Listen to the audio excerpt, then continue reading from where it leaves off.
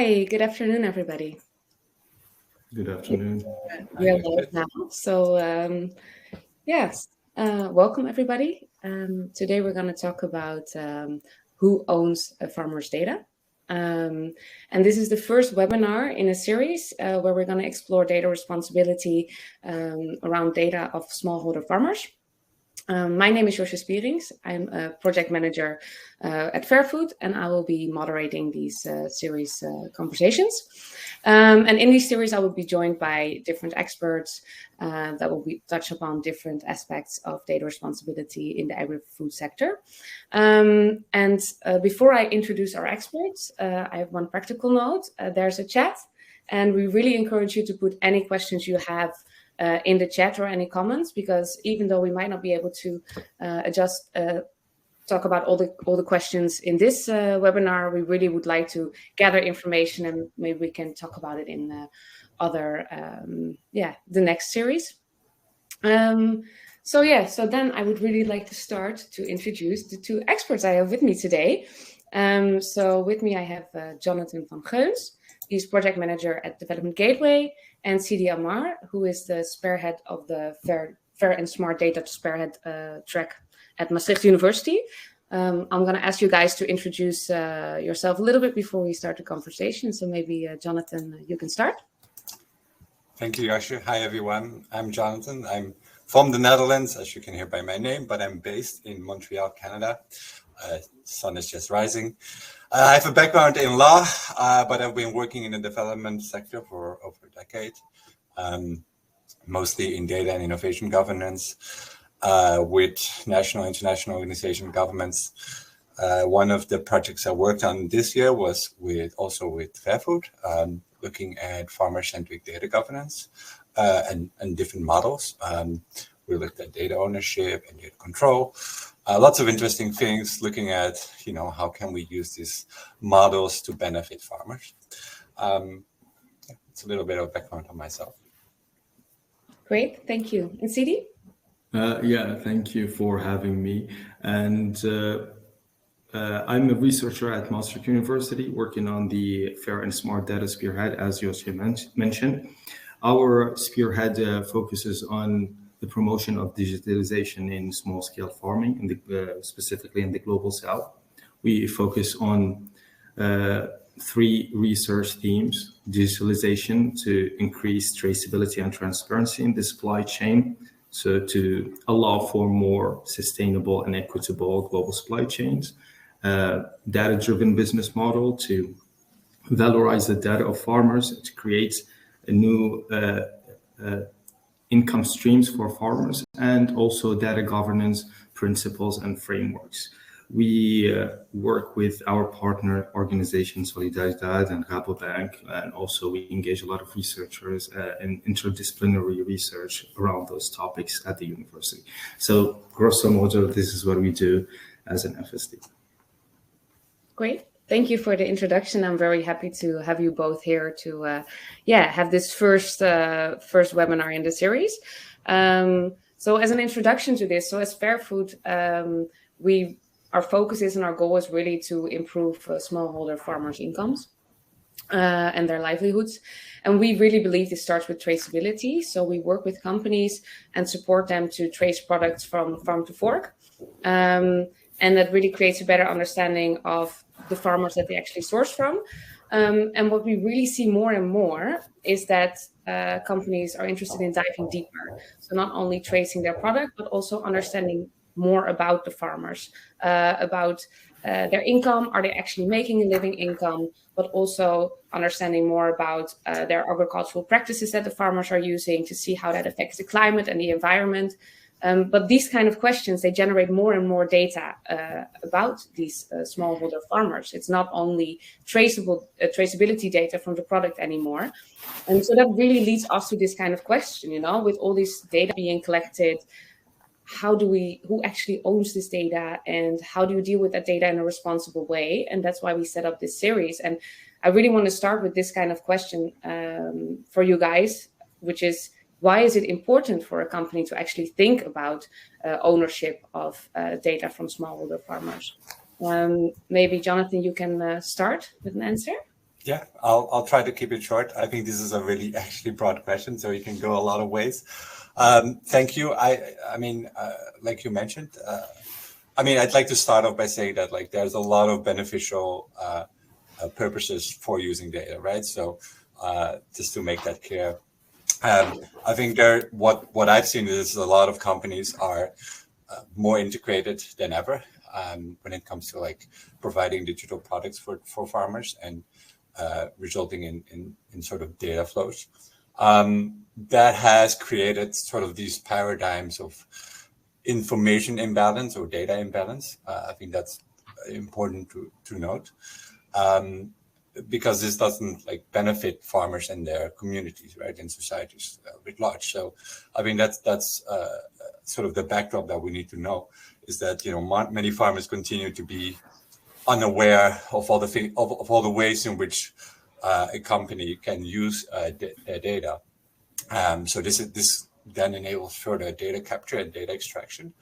And we also live in an era where there's like a few companies that hold unprecedented control over farmer data and food system, and we tend to not think about how to sort of redirect that power. And I think that's important, and I think that's sort of the agenda that we all have here.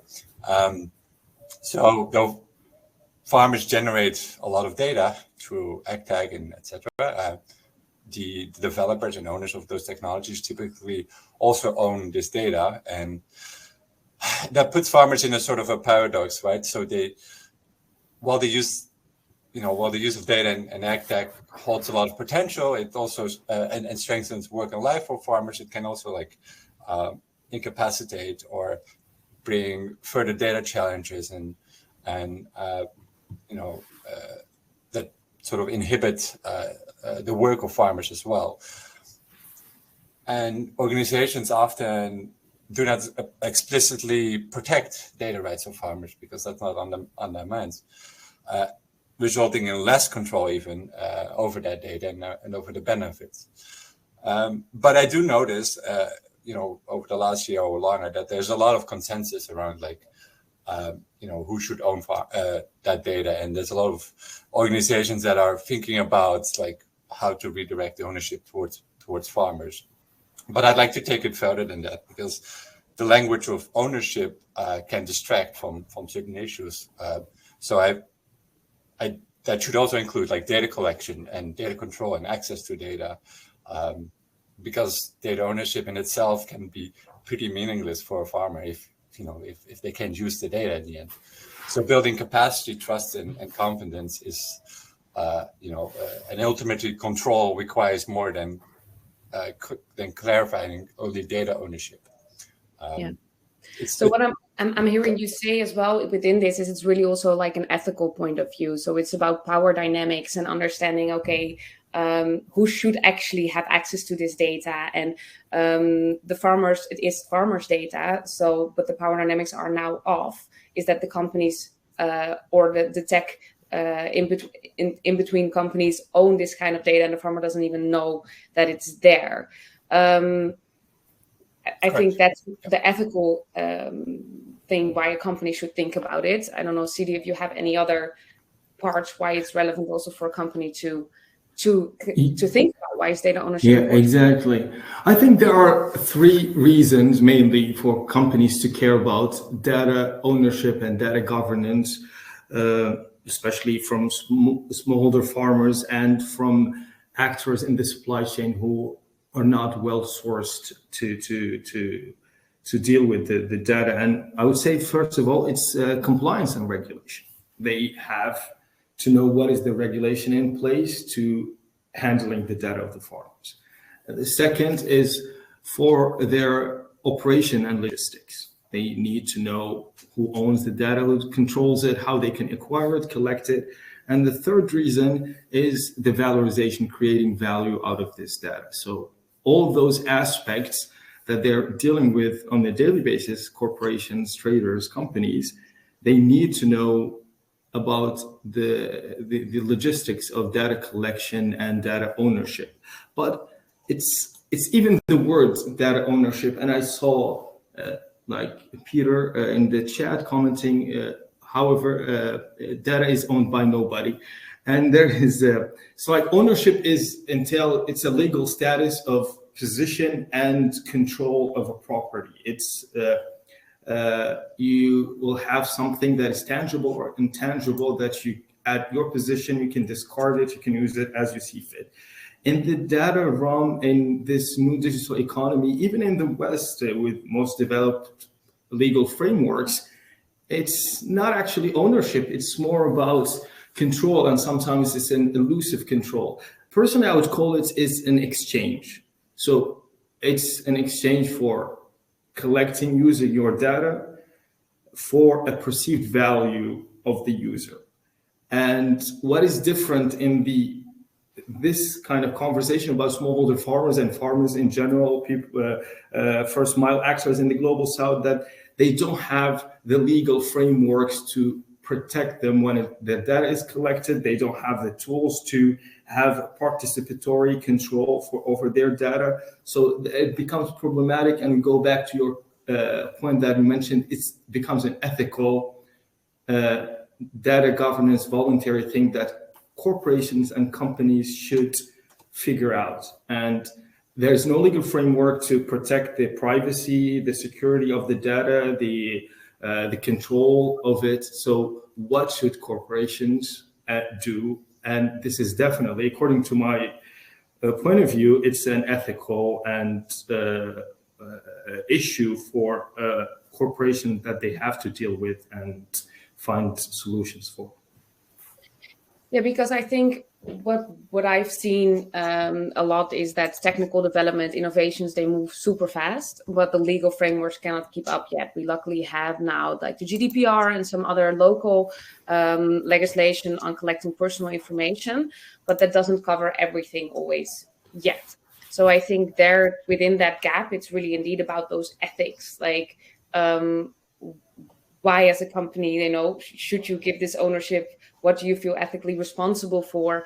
Also, if you're creating extra value with the data, should that also go back to the farmer who you're actually collecting the data from? Like those kind of questions can be answered. But I'm also a little bit then wondering, like, are there any risks that you see when you're not taking these ethical considerations into account, like for the farmers? I don't know, Jonathan, if you have anything on that. Certainly, I think there are risks on both sides.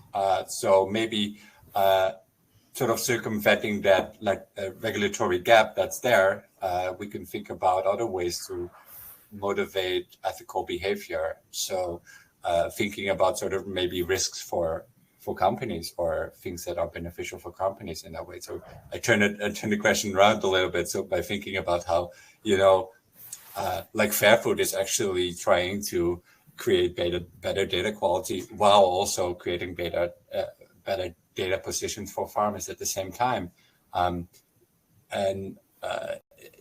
So I think engaging in a way with farmers and communities that gives them the control over data can also benefit a company by getting better access to more accurate and reliable data, right? So I kind of want to turn it around in that way by thinking about the opportunities in that sense. I'll keep it with that. So it is improved, actually, farmer data you can then achieve, which also means that you're not making also decisions on data from a farmer, and that might not actually be accurate, and that's also not fair to the farmer and not good for the company. And Sidi, do you see any additional risks or indeed opportunities that?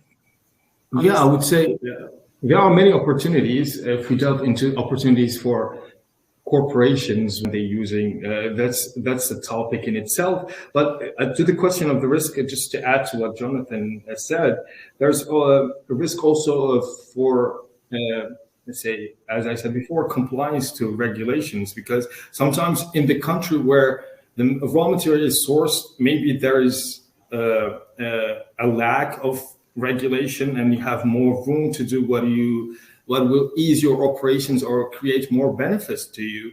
But in the country where you're located, there are other issues. So when you host data from collected in the global south, how could you translate and have same operations and processing of that data?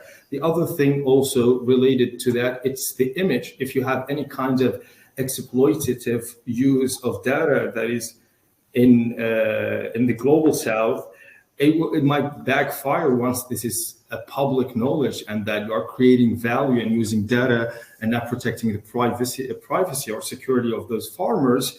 Yeah, this is something that will create a disaster for a company, even if they're not directly involved. If they have working with intermediaries who have practice of digital colonialism, this is not something that you want to have to be known about your organization. So there are many risks. Some of them, as I said, operational, but some of them also have to do with the branding of organizations. So, yeah. No, that's really interesting. I hear already like 3 kind of risks for a company when they're not doing this. We talk about really operational risks, but Jonathan was also saying if you don't have the correct data, you make assumptions on actually bad data. If you don't have the farmer consent and the farmer knowledge on what they're actually contributing to, and what data they're sharing. So that's operational risks. Then you have the legal risks that you're maybe not complying to regulations that are out there. And then there's also the reputational risks, which is really about if you're doing something with this data towards your consumers and it turns out not to be correct, or it turns out that these farmers are just shown without them really understanding what data they have been providing, that could really also harm your reputation. And I think I also see, like within the chat, that it noted that the farmer does have the raw data, so they also are sort of aware. I'm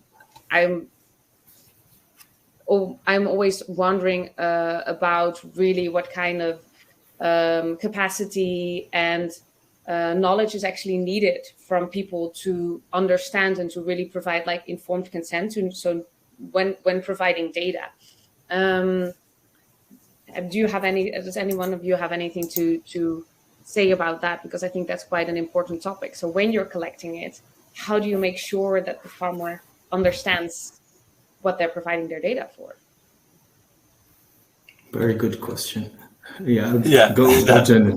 No, I mean that's a good question, right? So I think that, I mean, it's really important to look at that kind of engagement and how does that look like. I think first internally you need to look at your own position. Like, are you in a position of power that influences that engagement? I think we often don't think about it. We come in, from our Western country and try to help people, but we don't think about sort of the position we're in.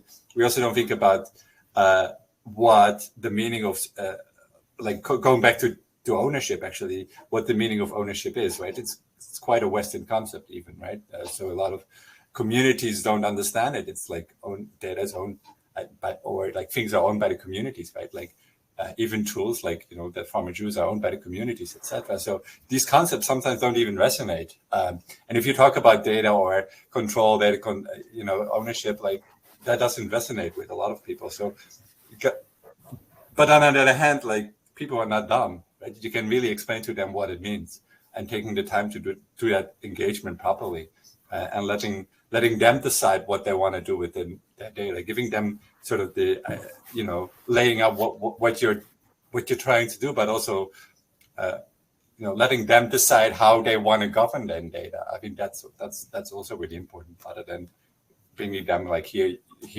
the way we want to do it, and here's the way we think it will benefit you. I think that's an important part. It's an important part of building trust and confidence. And one other risk that sort of we've heard a lot over the last years is sort of like the fatigue of farmers as well, like the data fatigue, like coming in every time a new organization coming in collecting the same type of data, like that doesn't help. That doesn't help the relationship. That doesn't help the data sharing. So I think there's a lot of things that we can do in better engaging and working in participatory ways with farmers and farmer communities or farmer organizations. I'll leave it at that. But Sidi, go ahead. Yeah. Yeah, you touched upon two things. Sorry to interrupt. Maybe Josje, you want to say something No, go ahead, direct the Sidi. question more? Yeah, okay. Yeah, he touched upon two things: informed consent, what it means, and also the agency of the farmer and the expectation that and the perspective of companies and organizations coming from other parts than the global south. The first thing I want to comment on is the informed consent. What does it entail? And yeah, as in the West, we need to understand why our data is used for which reason and what kind of value we're going to get for the provision of our data. This is the same that we should also allow to farmers in the global south. But the difference here that we have the assumption that sometimes it's right, sometimes not to the extent that we think it is, that they don't understand this and they don't have the capability of understanding, and which is sometimes it's very condescending and wrong. We theorized a lot when I started our research here on digitalization and its promotion, and one of the biggest obstacles we were talking about is digital literacy. Farmers are incapable of understanding the value of their data in the digital economy, and it's not true to some extent. When I went on a field trip to southern parts of Africa, you don't need the whole community to be digitally savvy and understand this, but it's very communal. So if there's a head farmer who understands this, is enough to translate to the whole community.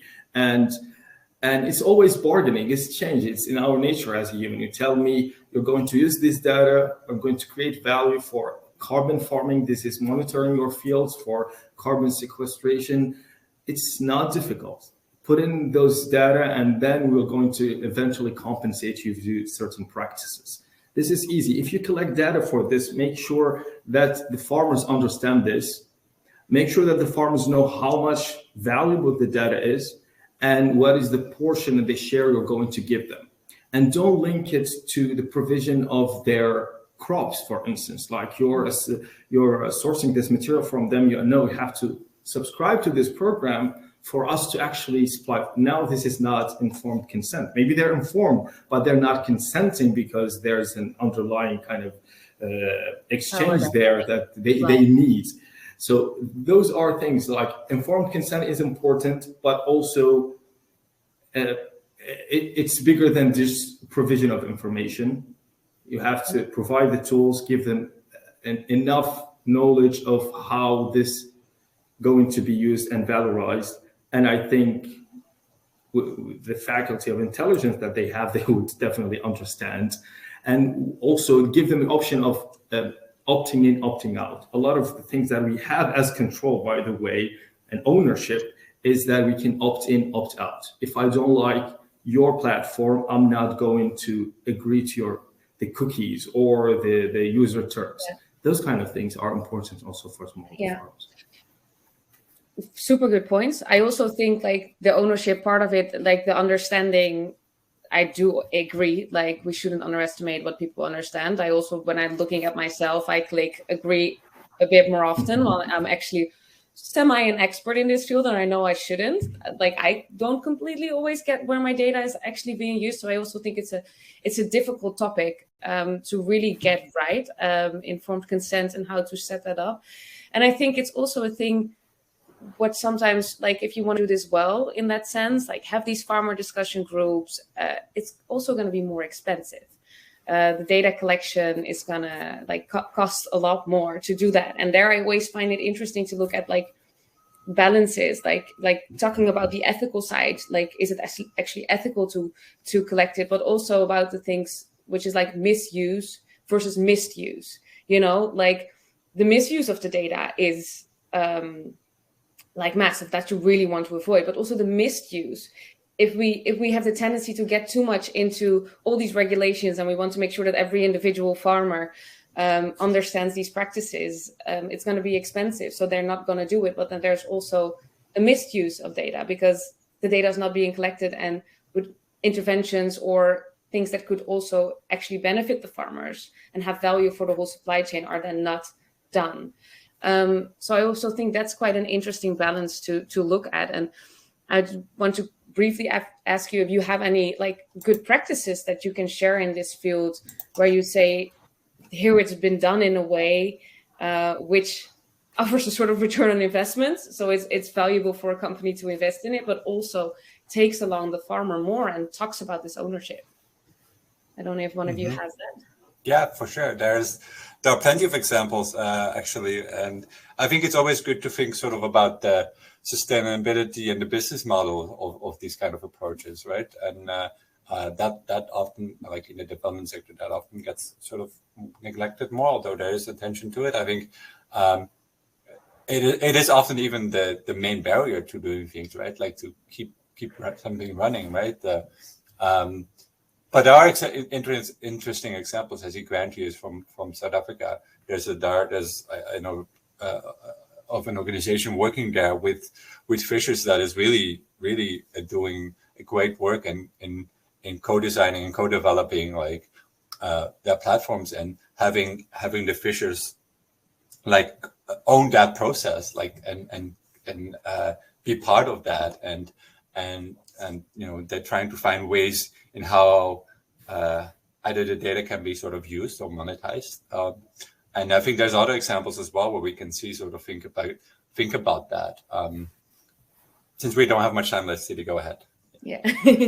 Yeah, it's very, again, I'm repeating myself, but very interesting questions. And it just lead back to a lot of the data governance principles that we are developing at FSD and we're going to publish eventually. I just don't want to plug them now because we just want to concentrate on the conversation. But I will just have 3 points here. Like the first one is the idea of, okay, let's avoid exploitative practices. We've seen the outcome of the fair trade movement, the global trade and things like that. And I had this conversation also on my field trip with practitioners there, and they said, you come from always, let's say, developed countries, and you have this perspective that you know better for us, that we don't have the agency to decide for ourselves what is good for us. And this is a new frontier, the digital economy. So if we don't want you to exploit us, let's not participate from the get-go. This is just dichotomy that is not very good for anyone. Yes, we want farmers to benefit from this new economy, from the valorization of their data. We want them to be involved in every aspect of it. That's the question. Let's have principles, foundation that will guarantee shared benefits. And also I understand companies who are engaged in this, they have a lot of worry, skepticism, and rightfully so. Like they have to have the seed investment. They do the collection of the data, the processing, the trading of it. And now they're always asked to also provide the training, the knowledge on also give back to the farmers in kind and in monetary compensation. A lot of asking. So you're building an ecosystem that you need to valorize yourself. And this is not the tendency of corporations. It's like profit maximization, but now we're asking for them for a lot. Yeah, they should, because they're well-sourced actors in this ecosystem. At this stage, they should, if they want to create this economy, they should foot in the bill, but it's an investment for the long run. So also that part is understood. You ask if there are examples, maybe I would mention Acorn. It's from our partner program for carbon farming via agroforestry. And I really applaud the work they're doing.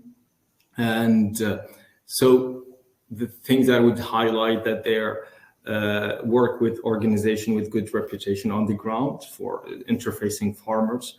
They give back 80% of the revenue from the carbon units back to the farmers.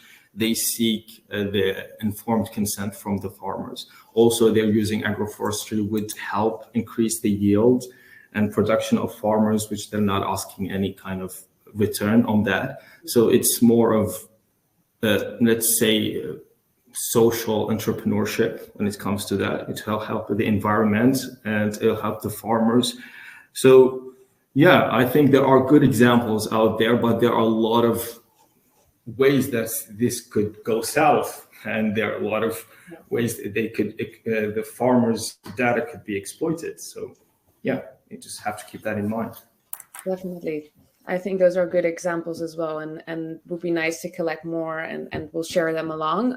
This half hour went by very quickly. I'm going to ask you for another 5 minutes of your time, if you're okay, so we can round off the conversation a bit. Because I wanted to kind of end with one final question, because we just talked about why should companies engage in data responsibility? It's to avoid certain risks like operational, ethical, reputational, legal risks that they see. It's indeed an ethical. If you want to think ethically, it's about, okay, we should involve these farmers. We've talked a little bit about, okay, how do you involve them? There's a lot of complexities. I see some questions still in the super relevant questions in the chat, and one that I really want to note as well is Usman is saying, like, raw data might not be useful to farmers. The data needs to be turned into information. I think that's also a topic we really should talk about in another session, turning data into information and actually providing it back. Really important to bring it back in a way that people understand. So we talked about all of that, and then it's like, okay, maybe there are companies now in this room that say, yes, this is something I want to do. I actually want to work on more data ownership for the farmers and really analyze my data collection practices to make it a bit more ethical and create more ownership. How do they start? Do you guys have a brief thing, maybe a point that say, okay, start there?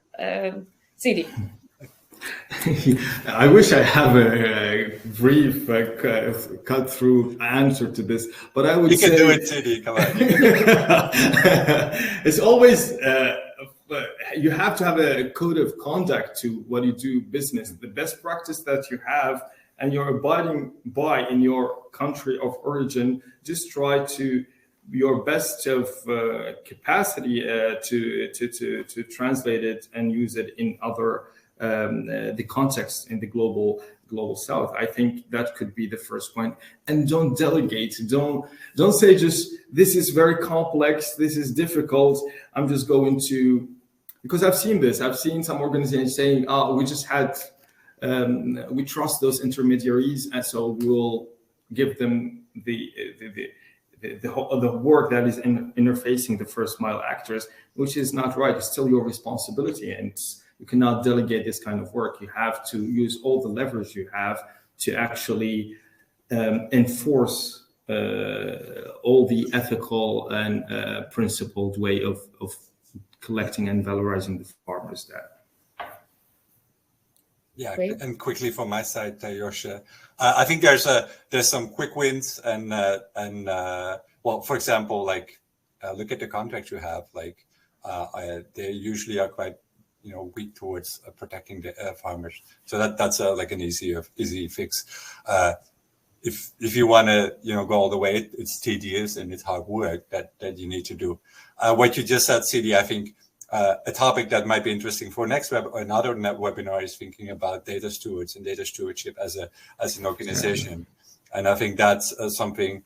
I mean, we've been exploring, and others have. I think that it's worth looking into. So all these things I saw. Peter mentioned Joint Data, which is the first data cooperative in agriculture in the world, actually. So looking at different models of governing data. There are lots of different ways to go about it. They're usually quite theoretical, but in practice, there's we need to look at how they turn out, and I think that's the work we've been doing, and I think we can work on that further, and coming from a different angle towards this, like a cooperative, for example, could be really interesting as well. Thank you. I mean, I think those are great points to start with, and indeed, like a lot of conversations I think we still need to have on this topic. But yeah, for now, it's really the end of our time. So I really want to thank you, Jonathan and Sidi, for providing all your input towards this conversation. And also thank you for everybody that was listening online and that was really active in the chat. I mean, there's a lot of insights there. We'll take that further towards the next webinar series. And I mean, always feel free to reach out to us if you have any questions and want to discuss this topic further. So thank you so much. Thank you for having me. Thank you. Yeah, been a pleasure. Have a nice day. Bye. Bye.